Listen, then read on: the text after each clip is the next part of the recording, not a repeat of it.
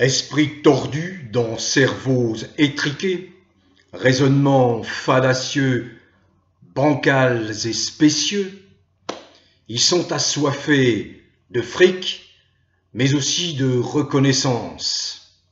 C'est le monde à l'envers, c'est la Macronie. Depuis quelque temps, des ultra-minorités tentent d'imposer leur normalité pour sortir de la marginalité dans laquelle ils se sont eux-mêmes enfermés. Mais tout est bon pour y parvenir. Le fric, la complaisance d'un système, l'application de lois hors la loi, votées par ce que l'on n'ose même plus appeler députés ou sénateurs, tant ils sont en dessous de tout. Voilà en quelques mots la France que nous connaissons aujourd'hui. 7 ans que nous vivons cette situation, je dirais plus que ça, 12 ans. Parce que qui a fait entrer un psychopathe dans le système sous la pression de mondialistes? C'est bien Hollande, qui s'est lamentablement effacé en 2016 pour ne pas gêner l'accession de celui qui illustre de la façon la plus sombre, la plus funeste, la plus négative en un mot, qui illustre aujourd'hui la France. Mais quelle France! Quelle France! Une France qui est aux mains d'un groupuscule de dégénérés qui veulent nous faire prendre des vessies pour des lanternes, qui continuent à vouloir nous faire avaler les plus grosses couleuvres, faire avaler ça à l'immense majorité des gens qui sont respectueux de la nature et des règles naturelles. C'est ça, le décor de la France. Mais ça n'est qu'un décor, avec de très mauvais acteurs, qui vont échouer de leur entreprise de conditionnement des esprits.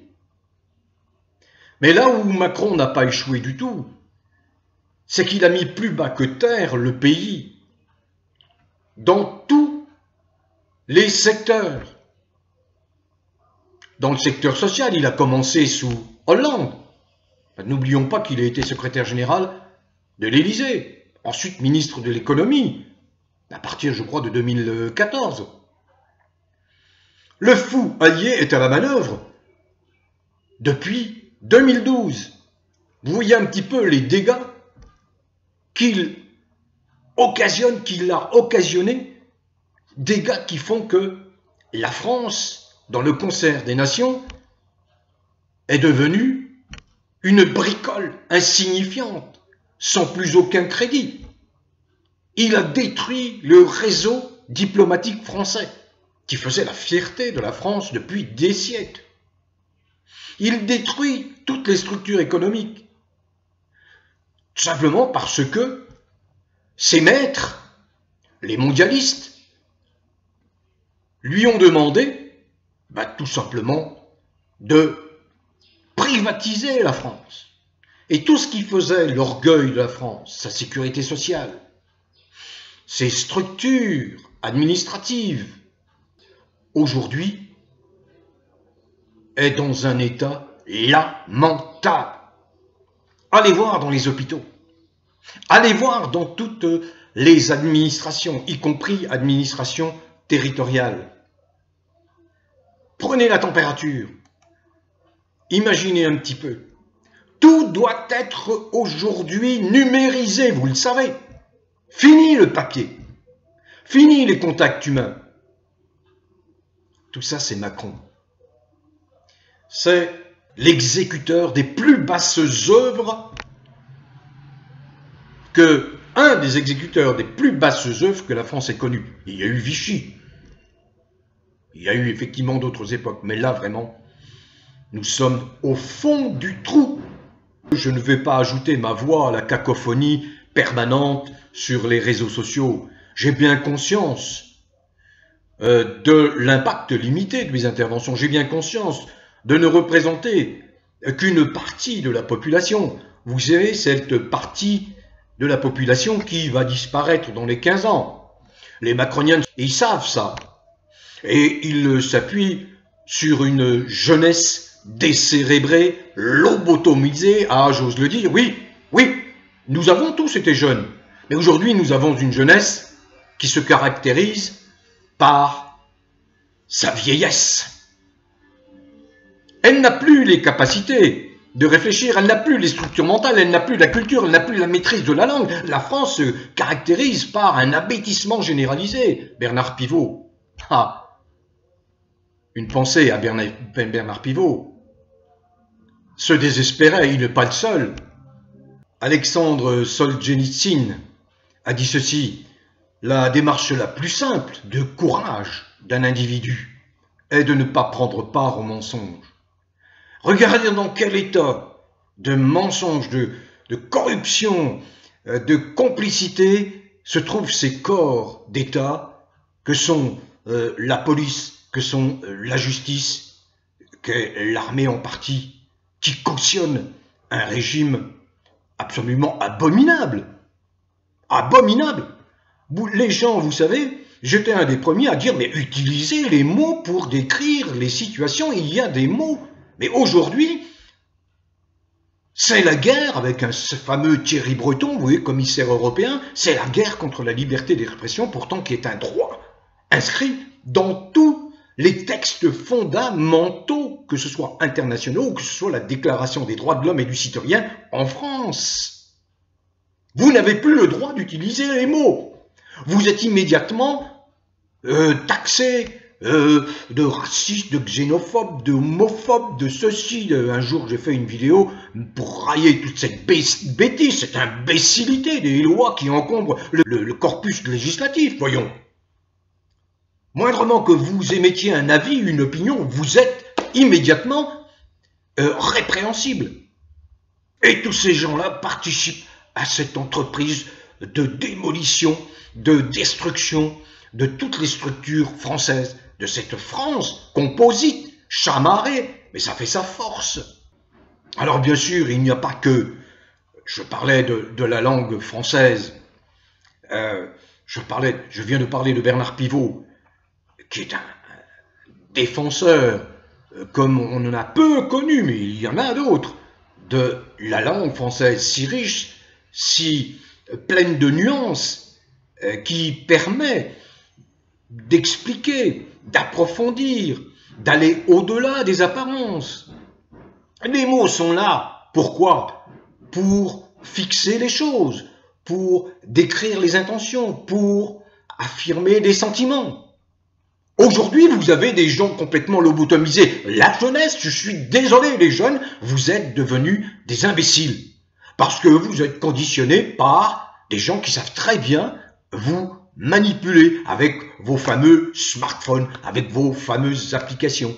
Donc vous avez maintenant à votre service un cerveau qui, plutôt que de se développer, d'amplifier sa capacité cognitive, est devenu un cerveau totalement étriqué. La preuve, c'est que vous votez majoritairement pour le fou allié, le psychopathe Macron.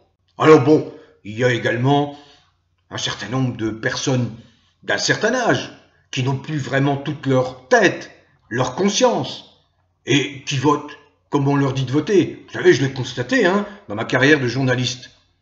Vous savez, les candidats qui vont dans les maisons de retraite, dans les services d'accueil des personnes les plus âgées, à la veille des élections, pour leur dire, il faudra bien voter, il faudra voter ça. Oh oui, monsieur le maire, oui, on va bien voter. Oh oui, monsieur le candidat, on va bien voter. Voilà. Donc c'est la crétinerie qui règne. Et ça ne peut que satisfaire un type comme Macron qui est un pantin, une marionnette des mondialistes. Mais Macron, comme l'a dit François Asselineau, il est là pour tout privatiser. Il a sa feuille de route. Et il s'inscrit dans le cadre de cette Union européenne des riches que les Français n'ont pas voulu en 2005 et on leur a craché à la gueule aux Français. C'est Sarkozy qui a craché à la gueule des Français en leur disant « je vais vous niquer, je vais faire passer ça par le Parlement » et c'est ce qu'a fait le Parlement. Toutes tendances politiques confondues, ils ont voté comme un seul homme pour le traité de Lisbonne, dans la suite du traité de Maastricht, qui nous enfermait dans un machin aux mains des ultra-riches. Voilà. Où les considérations humaines, sociales, j'allais dire écologiques, passaient par pertes et profits. Alors aujourd'hui, pour ne pas être trop long dans mon propos, parce que vous entendez beaucoup, il suffit d'aller sur le fil des vidéos de YouTube. Il y a beaucoup de vidéos, beaucoup d'interventions, mais comme on dit dans notre métier, trop d'infos tue l'info. Parce qu'on vous fait passer à côté souvent de l'essentiel. Et c'est une intention bien voulue, réfléchie, de la part d'un Macron, qui envoie tous ses sbires polluer les interventions sur YouTube, en complément, bien évidemment, de toutes les lois répressives qui vous interdisent, y compris de faire de l'humour, y compris de rire pratiquement de tout. Il n'y a pas à dire, hein, comme aurait pu dire Bernard Blier, il n'y a pas à dire, la connerie dans ce pays, mais c'est une discipline olympique. Olympique. Alors parlons un peu des Jeux olympiques. Mais attendez. C'est quoi ce spectacle? Mais lamentable. Voyons. Une fois encore, il faut affirmer l'orientation sexuelle ultra minoritaire d'un groupuscule d'activistes. Il faut affirmer cela en donnant à ces activistes qui n'ont rien à voir avec le sport, qui ne représentent absolument l'immense majorité des Jeux, on leur fait porter la flamme olympique. Et gare à celui qui osera émettre une critique. Interdit. Sous la menace de Madame Hidalgo, la maire de Paris. Vous n'avez pas le droit de critiquer, vous n'avez pas le droit de railler, vous n'avez pas le droit de faire le moindre trait d'humour. Eh oui, attention, attention. Peu leur importe le pourrissement de la société par d'infimes groupuscules, prêts à tout pour satisfaire leurs pulsions les plus. Les JO n'y échappent pas. La France est aux mains de gens qui l'ont mise dans un état de délabrement, pour ne pas dire de décomposition avancée, avec à la tête de l'État, de façon totalement usurpée, un imposteur cinglé et son acolyte. La France est la risée du monde depuis l'arrivée de ce psychopathe malfaisant, qui fait de la gonflette de muscles pour impressionner Poutine. Il doit bien se marrer, Poutine. Le ridicule le dispute à l'absurde avec des porteurs de flammes olympiques improbables, qui veulent signifier au monde que la France organisatrice est aujourd'hui le pays de qui, mais ça ne prend pas. Alors la raillerie les vexe. Comme je le disais, ainsi ont-ils décidé de s'attaquer violemment à la coupable, la liberté d'expression. La liberté d'expression. Et pour ce faire, ils ressortent les bonnes vieilles méthodes vichistes, fascistes, en utilisant à tout va, sans justification aucune, la délation, le signalement, la dénonciation sans fondement, la judiciarisation, à la moindre petite contrariété. Gare aux humoristes qui se moquent du nauséabond maître des déviants à l'Élysée. Je parlais de Bernard Pivot. Je pourrais ajouter beaucoup d'autres personnalités remarquables, admirables. Jean d'Ormesson, par exemple. un orfèvre en matière de langue française, et d'autres, bien sûr, qui, avant de disparaître, Jean d'Ormesson se désespérait de voir un pareil abandon d'une langue si riche, si belle, si poétique, si affirmative de l'essence de l'humanité. Eh bien, les Jeux olympiques vont avoir une saveur amère pour les vrais Français, quelles que soient leurs origines. Attention, je ne m'appelle pas Zemmour, je suis aux antipodes d'un Zemmour. Quelles que soient vos origines, votre race, votre couleur de peau, peu importe. Vous êtes Français dès lors que vous aimez la France, point. Que vous y travaillez, que vous l'enrichissez, que vous participez, que vous êtes dans l'interaction avec les autres. C'est comme ça que la France s'est construite. Elle ne s'est pas construite dans l'ostracisme, elle s'est construite par l'altérité. Alors ces JO, effectivement, vont avoir un goût très très amer. Une saveur étrange, avec cette invasion de messages qu'on veut nous faire avaler, des messages qui vont à contre-courant de l'esprit même, l'esprit olympique.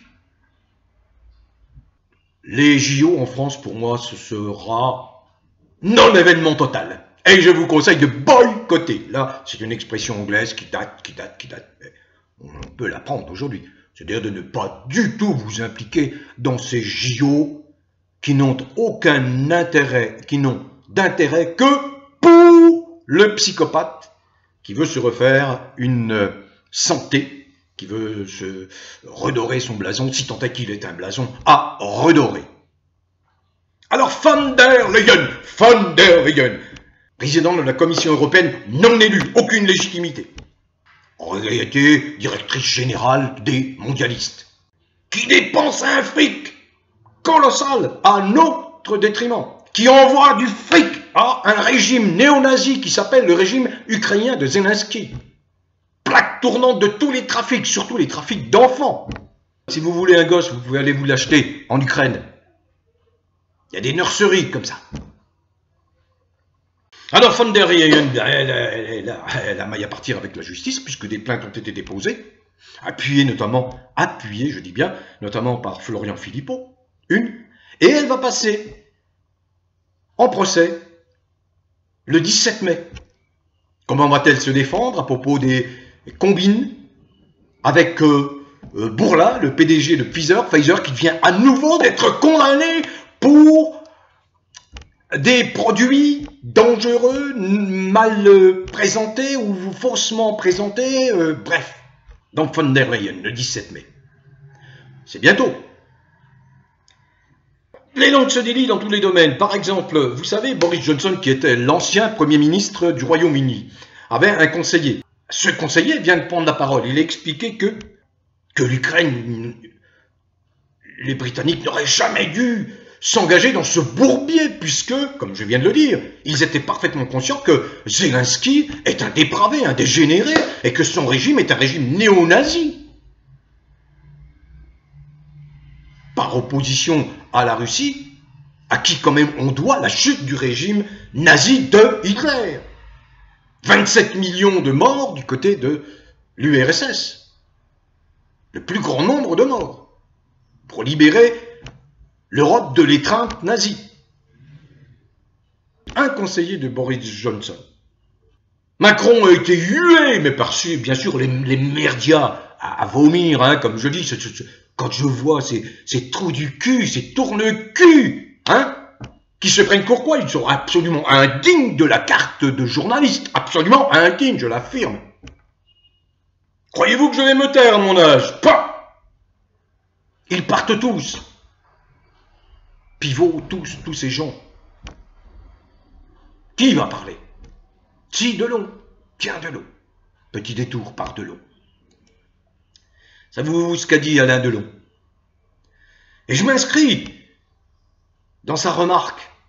Désabusé. Parce que quelquefois, moi également, je suis désabusé.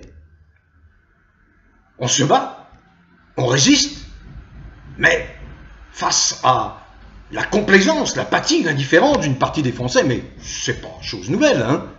Quelquefois, on se dit, mais pourquoi? Pourquoi se battre?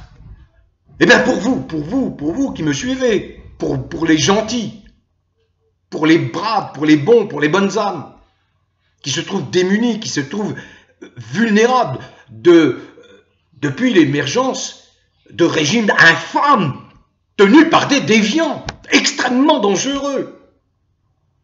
Alors qu'a dit Alain Delon? Et ça m'a plu, sa remarque m'a beaucoup plu.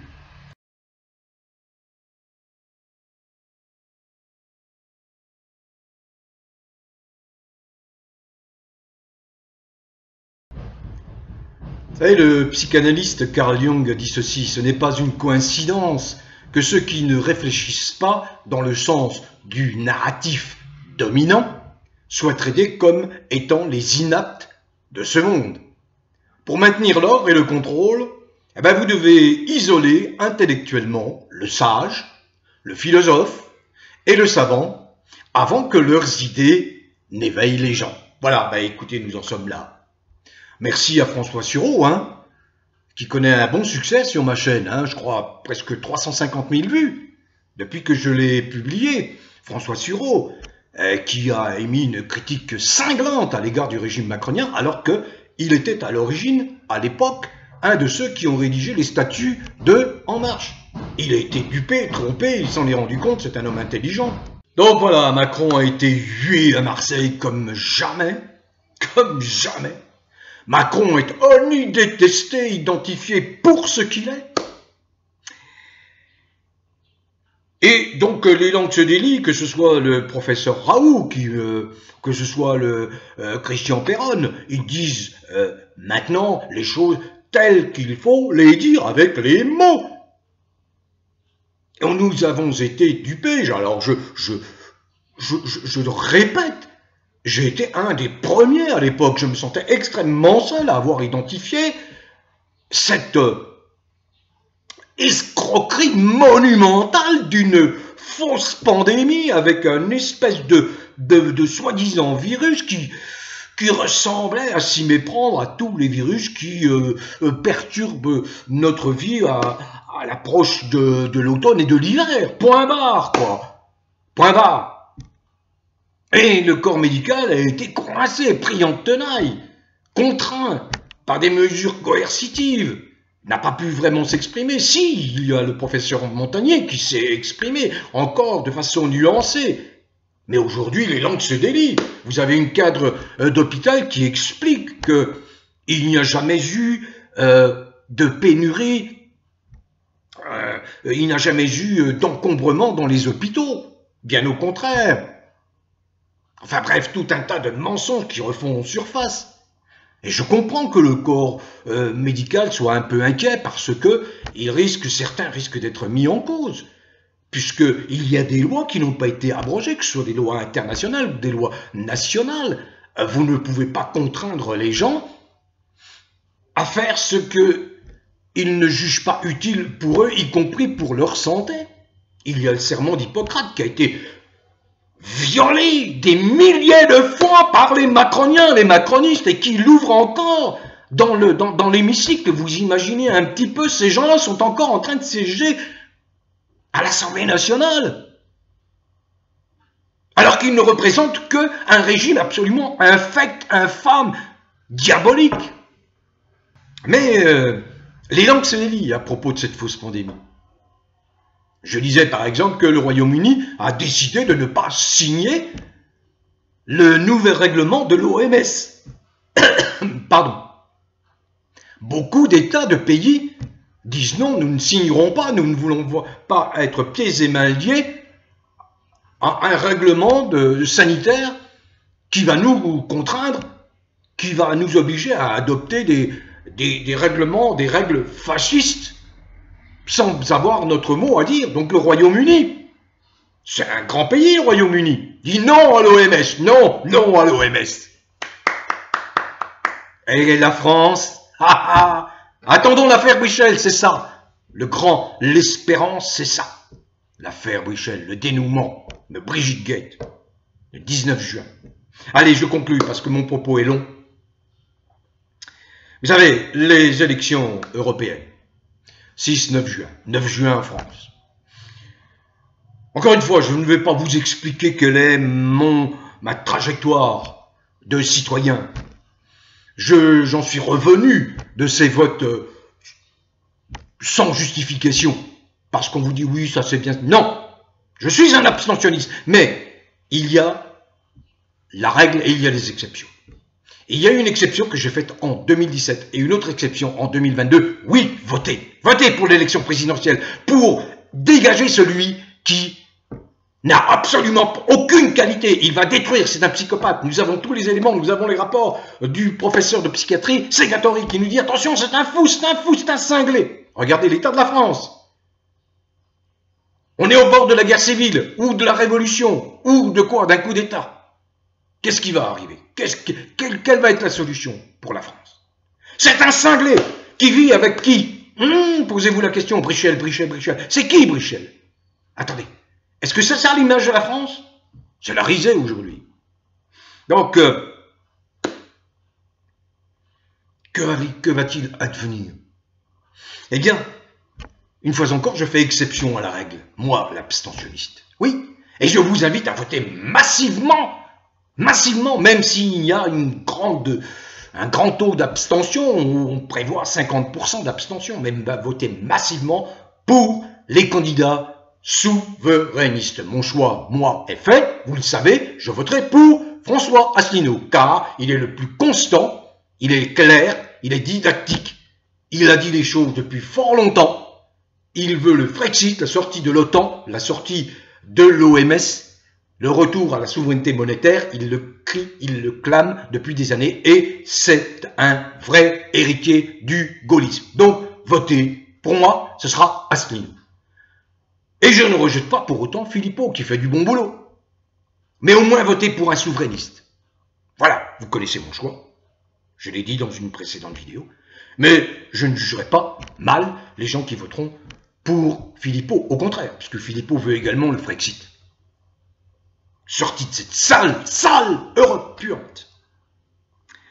Donc, en fait, il faut transformer ces élections européennes en un référendum anti-Macron. Il y en a ras-le-bol. Je vous entends, vous savez, des milliers de commentaires depuis 2018. Je voudrais vous rappeler que Verdi, c'est quoi? C'est une première chaîne créée en 2018 qui est supprimée en novembre 2020 parce que j'ai dit la vérité sur la fausse pandémie, sur l'escroquerie monumentale, sur le fait que Macron va dépenser des centaines de milliards pour enrichir les actionnaires de McKinsey, de Vanguard, etc. C'est ce qui s'est passé. Chaîne supprimée. Cette chaîne-là avait atteint 30 000 en 10 mois, 30 000 abonnés, 10 millions de vues. 1 million de personnes différentes, supprimées. Plus de 400 vidéos. Je suis reparti sur odyssée.com. 400 vidéos. Aujourd'hui, cette chaîne-là, plus de 400 vidéos. Presque bientôt 4 millions de vues, etc. Donc, il s'agit aujourd'hui de dire simplement, dégage Macron. Les lâches députés parlementaires qui n'ont pas engagé la procédure de destitution alors qu'elle est parfaitement engageable. Je l'ai expliqué maintes et maintes fois.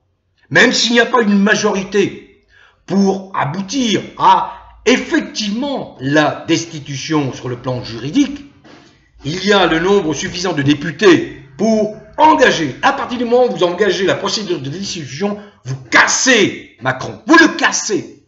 Que va-t-il faire? Savez-vous combien de procès il a au cul, le Macron, quand il ne sera plus président de la République, protégé qu'il est par son immunité présidentielle? Savez-vous? Une quantité incroyable. Incroyable. Par parenthèse, il y a un autre général. Le général André Coustou a à son tour porté plainte contre Attal, Lecornu et Séjourné pour avoir livré à une puissance étrangère du matériel affecté à la défense nationale. Bien que cela ne vous fasse pas perdre votre sourire, votre joie de vivre, vivez des joies simples, elles sont abondantes quand on a un esprit sain dans un corps sain et qu'on vit dans l'amour du prochain. Oh, je ne suis pas prophète, je suis simplement un observateur de la vie comme tout un chacun. Voilà, je sais qu'il est bien plus simple de faire le bien que de faire le mal, parce que ceux qui font le mal vont avoir un retour de bâton cinglant. Et là, je pense à certaines petites organisations qui défendent des minorités aux orientations sexuelles différentes de l'hétérosexualité, qui est la démarche la plus naturelle. Bon vent à tous. Continuez à cultiver le bien-être et prenez soin de vous, portez-vous bien.